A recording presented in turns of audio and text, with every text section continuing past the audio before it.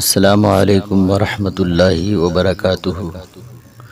اللہ تبارک و تعالی نے حضور اکرم نور مجسم صلی اللہ علیہ وسلم کی تمام ازواج مطہرات کو پاک و صاف اور منزہ من العیوب بنایا تھا۔ تمام ازواج مطہرات ہر طرح کی ناپاکی اور ہر طرح کے عیوب سے پاک تھیں، اسی لیے تو اللہ تبارک و تعالی نے انہیں حضور کی بیوی ہونے کا شرف عطا فرمایا تھا۔ ان ازواج مطہرات میں حضرت خدیجۃ الکبریٰ رضی اللہ تبارک و تعالی عنہا بڑی فضیلت اور اہمیت کی حامل ہیں، جن کی جگہ بجگہ حضور صلی اللہ علیہ وسلم نے تعریف فرمائی اور ان کے احسانات کا ذکر فرمایا۔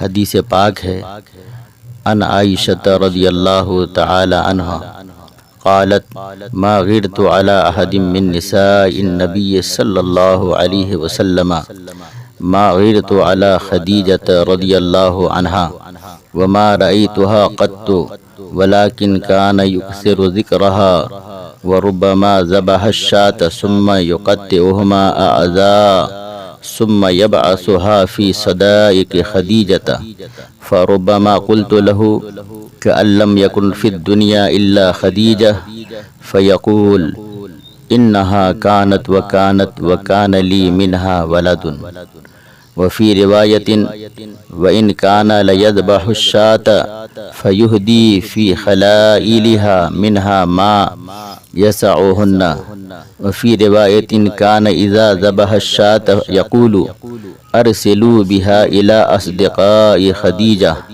وفي رواية قالت استأذنت هالة بنت خويلد أخت خديجة على رسول الله صلى الله عليه وسلم فعرف استئذان خديجة فأرتاح لذلك فقال اللهم هالة بنت خويلد۔ ام المومنین حضرت سیدتنا عائشہ صدیقہ رضی اللہ تعالی عنہا سے مروی ہے، فرماتی ہیں کہ مجھے نبی کریم رؤوف و رحیم صلی اللہ علیہ وسلم کی ازواج مطہرات میں سے کسی پر اتنا رشک نہ آتا جتنا حضرت خدیجہ پر آتا۔ اکثر تاجدار رسالت صلی اللہ علیہ وسلم ان کا ذکر خیر فرماتے، بعض اوقات بکری ذبح کرتے اور اس کے اعضاء الگ الگ کر کے حضرت خدیجہ رضی اللہ عنہا کی سہیلیوں کے گھر بھیجتے۔ بسا اوقات میں یوں عرض کرتی کہ دنیا میں حضرت خدیجہ کے سوا کوئی عورت نہیں ہے۔ آپ صلی اللہ علیہ وسلم ان کی اوصاف بیان کرتے ہوئے فرماتے، وہ ایسی تھیں اور ان سے میری اولاد ہوئی۔ اور ایک روایت میں ہے کہ اگر آپ بکری ذبح فرماتے تو اتنا گوشت ان کی سہیلیوں کے گھر ہدیہ بھیجتے جو ان کو کفایت کر جاتا۔ ایک روایت میں یوں ہے کہ جب بکری ذبح کرتے تو ارشاد فرماتے، اس میں سے حضرت خدیجہ کی سہیلیوں کے گھر بھیجو۔ اکثر حضور اکرم نور مجسم صلی اللہ علیہ وسلم ام المومنین حضرت سیدتنا خدیجہ رضی اللہ تعالی عنہا کی طرف سے بکری ذبح فرماتے، انہیں ثواب پہنچانے کے لیے اس کا گوشت ان کی سہیلیوں میں تقسیم فرماتے۔ اس حدیث پاک سے چند مسئلے معلوم ہوئے، ایک یہ کہ میت کی طرف سے قربانی کرنا جائز ہے، اور دوسرا یہ کہ میت کو صدقہ و خیرات کا ثواب پہنچتا ہے۔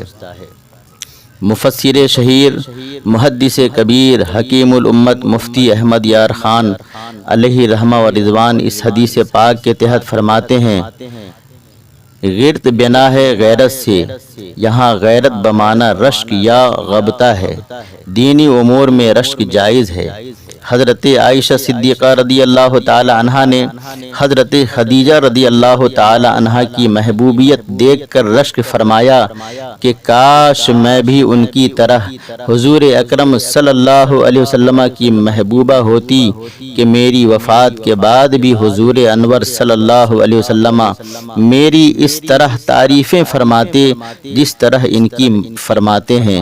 خیال ہے کہ حضرت عائشہ صدیقہ رضی اللہ تعالی عنہا حضور اکرم صلی اللہ علیہ وسلم کی بڑی ہی محبوبہ زوجہ ہیں۔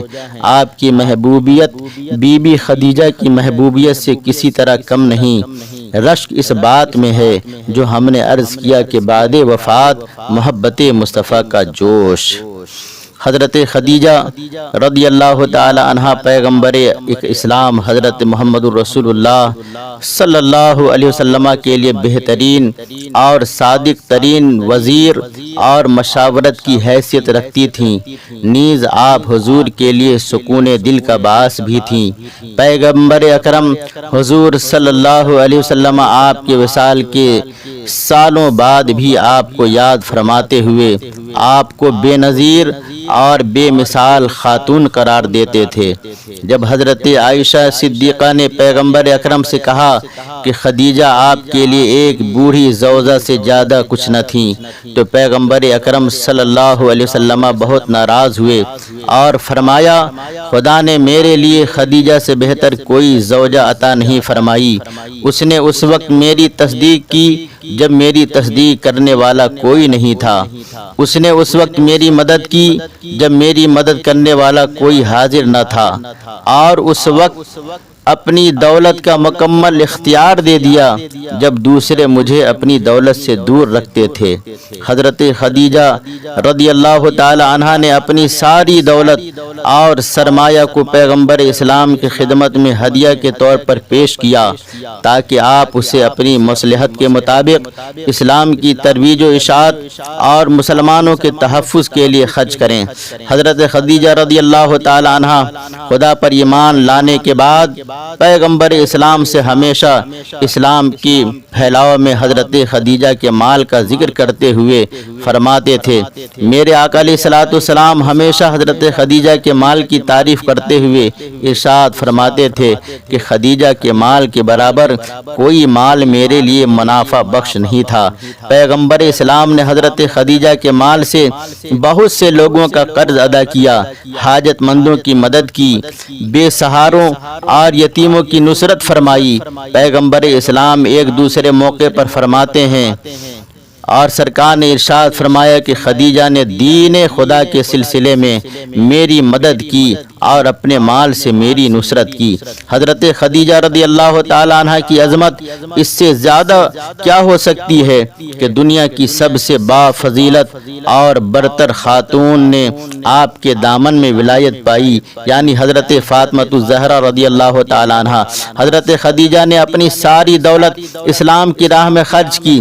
پیغمبر اکرم حضور صلی اللہ علیہ وسلم نے حضرت خدیجہ کے احترام میں ان کی زندگی کے دوران دوسری زوجہ اختیار نہیں کی، اور آپ کی وفات کے بعد بھی آپ کو اچھے الفاظ میں یاد فرماتے تھے۔ شعب ابی طالب کے محاصرے کے دوران حضرت خدیجہ کی دولت بنی ہاشم کے امداد میں صرف ہوئی، یہاں تک کہ احادیث میں آیا ہے انفق ابو طالب و خدیجہ جمیع مالہما، ابو طالب اور خدیجہ نے اپنا پورا مال اسلام کی راہ میں خرچ کر دیا۔ شعب ابی طالب میں محاصرے کے دوران حضرت خدیجہ نے اپنے گندم کھجوروں سے لدے ہوئے اونٹ وہاں بھیجا کرتی تھیں اور بے شمار خطرات اور زحمت و مشقت سے بنی ہاشم کو پہنچایا کرتی تھیں۔ یہ بخشش اس قدر قابل قدر اور خالصانہ تھی کہ خداوند عالم نے اس کی قدردانی کرتے ہوئے اس نیک کام کو اپنی طرف سے اپنے حبیب حضور صلی اللہ علیہ وسلم کو عطا کردہ نعمات میں شمار فرمایا۔ پیغمبر اکرم صلی اللہ علیہ وسلم بھی اس عظیم المرتبت خاتون کی بخشندگی اور ایثار کو ہمیشہ یاد فرماتے تھے۔ حضرت خدیجہ باعظمت، مالدار اور اپنے زمانے کی مؤثر خواتین میں سے تھیں۔ جابر بن عبداللہ انصاری پیغمبر اکرم صلی اللہ علیہ وسلم سے منقول ایک حدیث میں حضرت خدیجہ، حضرت فاطمہ، حضرت مریم اور حضرت آسیہ کو عالمین کی عورتوں کی سردار قرار دیتے ہیں۔ اسی طرح پیغمبر اکرم حضرت خدیجہ کو دنیا کی باکمال اور بہترین خاتون قرار دیتے تھے۔ حضرت خدیجہ کو طاہرہ، زکیہ، مرضیہ، صدیقہ، سیدہ نساء قریش، خیر النساء اور باعظمت خاتون کے القاب اور ام المومنین کی کنیت سے یاد کیا کرتے تھے۔ امیر المومنین حضرت علی رضی اللہ تعالی عنہ کی پرورش بھی آپ کے گھر میں ہوئی۔ حضرت خدیجہ مولا علی سے بہت محبت کرتی اور ان کا بہت خیال رکھتی تھیں۔ حضرت علی بھی آپ کو اپنی ماں کہہ کر پکارتے اور آپ کا بہت احترام کرتے تھے۔ جب آپ دنیا سے رحلت فرما گئیں تو حضرت علی نے فرمایا کہ آج میں اپنی ماں سے محروم ہو گیا ہوں۔ حضرت خدیجہ رضی اللہ تعالی عنہا راسخ دینی اعتقادات، خاندانی شرافت اور سماجی شخصیت کی مالک تھیں۔ آپ کا قول و فعل، دوسروں کا احترام اور عالی ادب آپ کی ذات کا حصہ تھا۔ آپ اسلام سے پہلے بھی تاجروں، کارکنوں اور ہمسایوں کے ساتھ ادب و احترام سے پیش آتی تھیں۔ حضرت خدیجہ رضی اللہ تعالی عنہ کی پیغمبر اسلام حضور صلی اللہ علیہ وسلم کے ساتھ 25 سالہ مشترک زندگی کا زمانہ سخت ترین اور مشکل ترین دور تھا۔ کفار و مشرکین کی طرف سے آپ کو شدید آزار و اذیت پہنچائی جاتی تھی۔ شعب ابی طالب میں محاصرے کا 3 سالہ دور آپ کے لیے بہت سخت ترین اور ناقابل برداشت تھا، لیکن آپ نے ان مشکلات میں صبر و بردباری کا مظاہرہ کیا اور کبھی شکوہ نہ کیا۔ حضرت خدیجہ رضی اللہ تعالی عنہ خدا پر ایمان لانے کے بعد دل و جان سے رسول خدا پر ایمان و اعتقاد رکھتی تھیں۔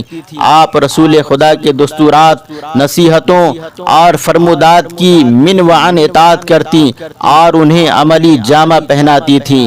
حضرت خدیجہ کی اطاعت اور وفاداری کے سبب پیغمبر اکرم حضور صلی اللہ علیہ وسلم آپ کا دل سے احترام کرتے اور آپ کی وفات کے بعد بھی آپ کو بہت یاد کرتے تھے۔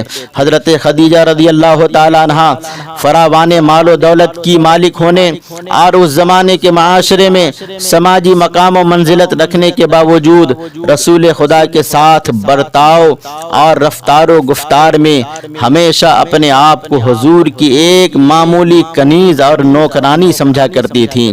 حضرت خدیجہ کی وفات رسول خدا صلی اللہ علیہ وسلم کے لیے کافی سخت گزری اور آپ کے غم و اندوہ میں ایک سنگین غم کا اضافہ ہو گیا۔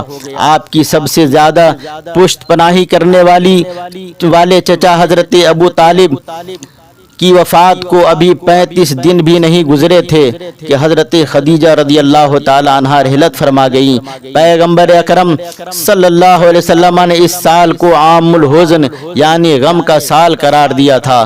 رسول خدا ہمیشہ فرماتے تھے، جب تک ابو طالب اور خدیجہ زندہ تھے میرے دل میں کبھی غم و اندوہ داخل نہیں ہوا تھا۔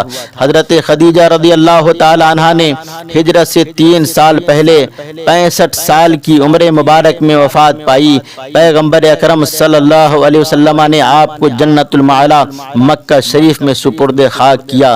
اللہ تبارک و تعالی کی بارگاہ میں دعا ہے کہ حضرت خدیجۃ الکبریٰ رضی اللہ تعالی عنہا نے جو اسلام کے لیے اور دین کے لیے اپنے سارے مال و دولت کو حضور کے قدموں میں نچھاور کیا، ہمیں بھی ان کے نقش قدم پہ چلتے ہوئے اپنی مال و دولت کو دین اسلام کے لیے احکام مصطفیٰ پہ قربان کرنے کی توفیق عطا فرمائے۔ السلام